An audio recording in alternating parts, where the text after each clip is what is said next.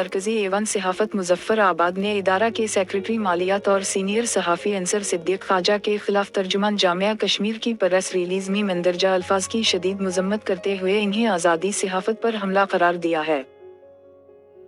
मरकजी एवं सहाफत जामिया कश्मीर समेत आला तालीमी दरसगाहों को रियासत का असासा समझता है, लेकिन अगर इन इदारों में मुबैना खराबियों की कोई सहाफ़ी निशानदही करे या सवाल पूछे तो इसका जवाब देने के बजाय इसे हरासा करने और इसकी इज्जत नफस को मजरूह करने की हरगिज इजाज़त नहीं दी जा सकती।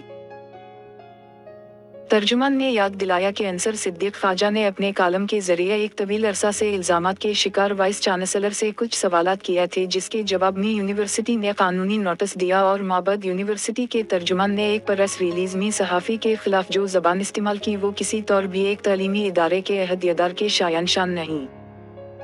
मरकजी एवं सहाफत के तर्जुमान ने ये वाज़े भी किया कि जामिया कश्मीर को जा फोरम से रुजू करने का हक हासिल है।